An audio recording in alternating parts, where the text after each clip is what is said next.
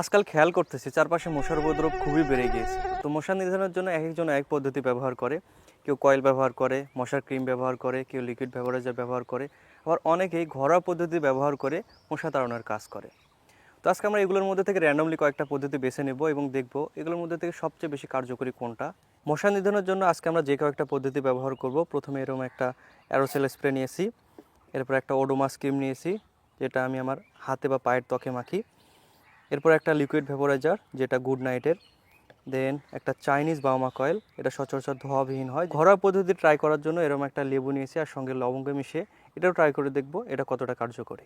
তো এই পরীক্ষাটি করতে গিয়ে আমাদের সবচেয়ে বেশি চ্যালেঞ্জের মুখে পড়তে হয়েছে। আমাদের এমন একটা বক্সের ডিজাইনের প্রয়োজন ছিল যার ভিতরে রেখে আমরা মশা পরীক্ষা করতে পারবো। তো এই কনসেপ্টটা আমাদের মাথায় আসতেছিল না। সবশেষে আমরা এরকম একটা বক্সের ডিজাইন করেছি যার চারপাশটা ট্রান্সপারেন্ট আর এক পাশে আমরা এরকম একটা সফট কাপড় রেখেছি যার ভিতর দিয়ে আমরা মশা ভিতরে প্রবেশ করাইতে পারবো আর এর ভিতর দিয়ে অক্সিজেনও যাতায়াত করতে পারবে। এতটুকু মশার জন্য কতটুকুই বা অক্সিজেনের প্রয়োজন হবে, আশা করি যতটুকু অক্সিজেন আছে বক্সের ভিতরে এটাই তাদের জন্য যথেষ্ট হবে। মশা ধরার জন্য আমরা খুবই সূক্ষ্ম জাল দিয়ে এরকম একটা মসকিউটো ক্যাচার বা মসকিউটো ট্র্যাপ তৈরি করে নিয়েছি, যেটা দিয়ে এইভাবে আমরা মশা ধরবো। আর আমরা সন্ধ্যার সময় পর্যন্ত অপেক্ষা করব, কারণ সেই সময় মশার উপদ্রব সবচেয়ে বেশি থাকে। তো এটা একটা সুন্দর আগের মুহূর্ত, যে সময়ে প্রায় সূর্য ডোবার মতো পরিবেশ তৈরি হয়েছে, সেই সময় আমরা মশা ধরার জন্য বেরিয়ে পড়েছি। অনেক মশা ধরতে হবে আজকে, চলুন মশা কিছু ধরে ফেলি।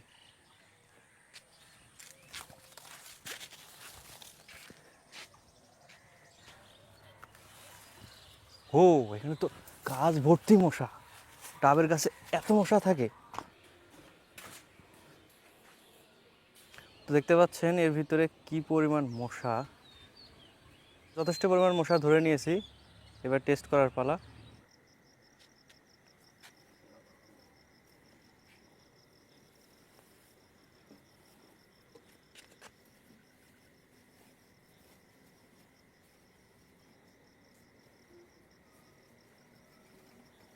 তো সন্ধ্যা থেকে মশা ধরতে ধরতে প্রায় অবস্থা খারাপ হয়ে গেছে।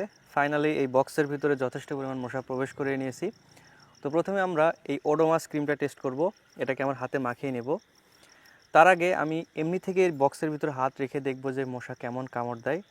যদি একটা ভয় লাগতেছে এর ভিতরে যদি কোনো ডেঙ্গু মশা থাকে তাহলে আমাকে কামড় দেবে এবং সমস্যা হতে পারে। তো যাই হোক, আমি এই টেস্টটা করব। তো এমনি থেকে আমার হাতটা এর ভিতরে যদি প্রবেশ করিয়ে দেই, মশাটা কি ঘুমিয়ে গিয়েছে? মশা মনে মনে বলতেছে আজকে তোর অবস্থা খারাপ করে দেবো দাঁড়া। আমি সেই প্রস্তুতি নিয়ে এসেছি।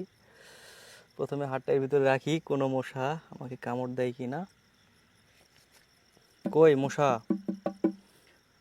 তোমরা জেগে ওঠো। তোমার সামনে কার্বন ডাই অক্সাইডের সিগন্যাল চলে আসতেছে, তোমরা কি টের পাচ্ছ না?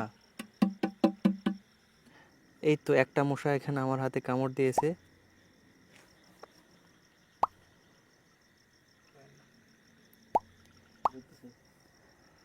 এবারে ওডোমস ক্রিমকে আমার হাতে মাখিয়ে নেব। এই ক্রিমের এখানে মার্কিং করে দেওয়া আছে আপ টু 8 আওয়ার্স প্রোটেকশন। তো এটা কতটুকু কাজ করবে জানি না, আমি আমার হাতে মাখিয়ে নেই। এটার স্মেলটা তো সুন্দর। আমার হাতে মাখিয়ে নিলাম, বা হাতে স্মেলটা সুন্দর আছে। এবার আমার হাতকে এই বক্সের ভিতরে রেখে দেখি কি ব্যাপার। তারপরে একটা মশা বসছে আমার হাতের উপরে।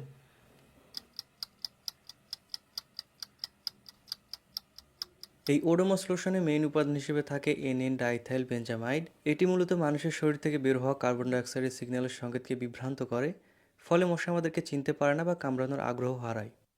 অনেকে ঘরোয়া পদ্ধতিতে মশা তাড়ানোর জন্য লবঙ্গ আর লেবু ব্যবহার করে। তো আমরা এটাকে এখন সাজিয়ে নেব। লেবুর উপরে লবঙ্গগুলো এভাবে সাজিয়ে নেব এবং এতে রিয়াকশন করার ফলে যে স্মেলটা তৈরি হবে এটা মশা তাড়াতে আসলেই কাজ করে কিনা এটা মশার কাছে রাখলেই বোঝা যাবে।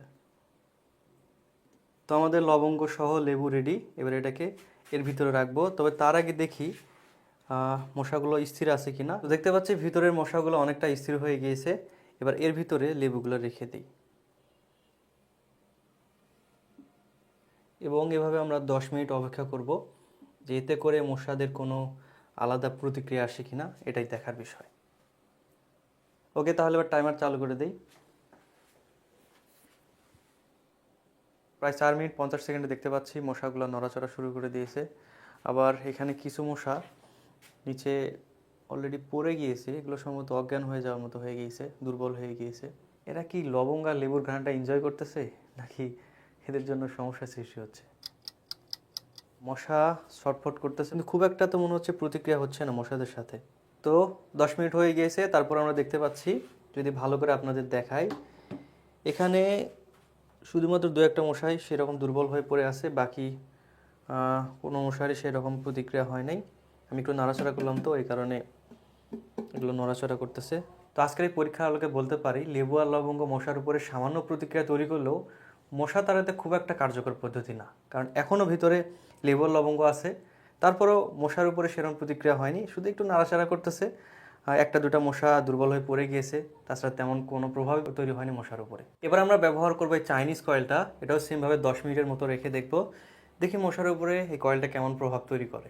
এখান থেকে একটা কয়েল বের করে নেই। মাঝে মাঝে কঠিন কাজ মনে হয় দুটো কয়েল আলাদা করা, সুন্দরভাবে আলাদা হয়ে গিয়েছে।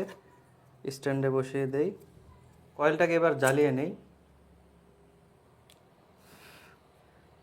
ওকে, আমাদের কয়েল ধরেছে। এবার আস্তে আস্তে এটার ভিতরে বসিয়ে দেই।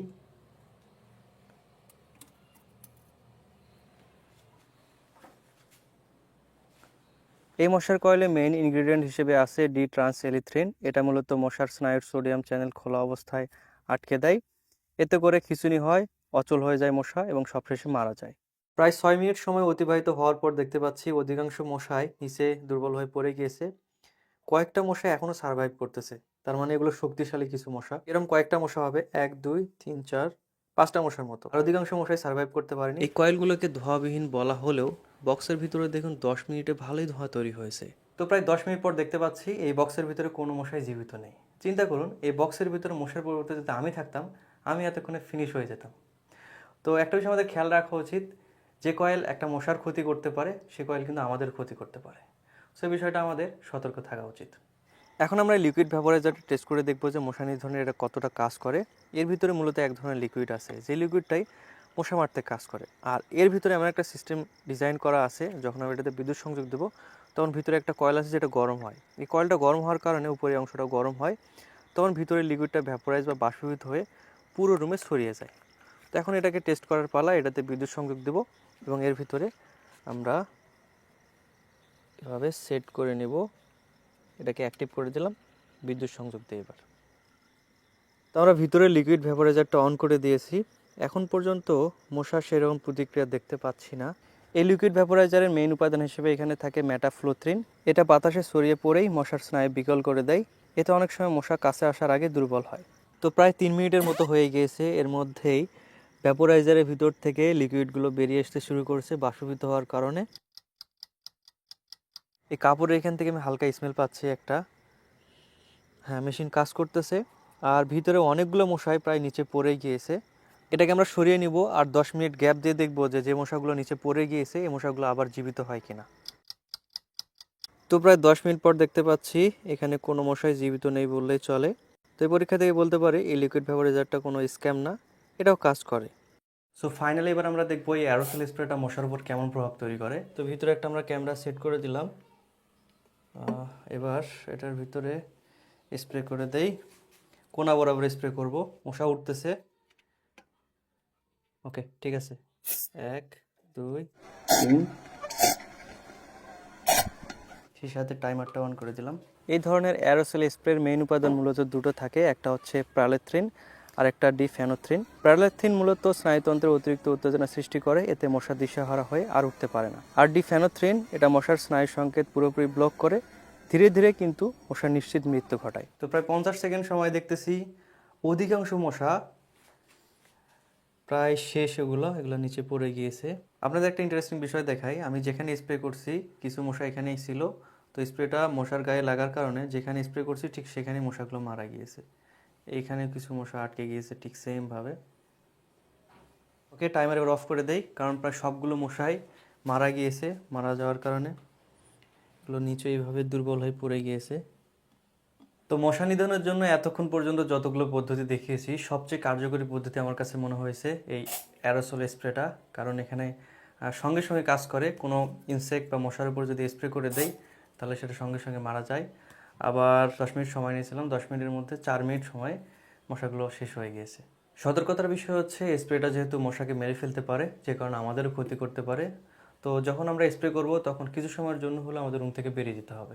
এখন যদি আমি আমার ওপিনিয়নের কথা বলি, এগুলোর মধ্যে থেকে সবচেয়ে বেস্ট ওয়ে হচ্ছে মশারি ব্যবহার করা, কারণ এখানে কোনো কেমিক্যালসের পার্শ্ব প্রতিক্রিয়া থাকে না। সেগুলোর মধ্যে থেকে আপনি কোনটা ব্যবহার করেন, কোন পদ্ধতিটা, এটা জানাতে পারেন।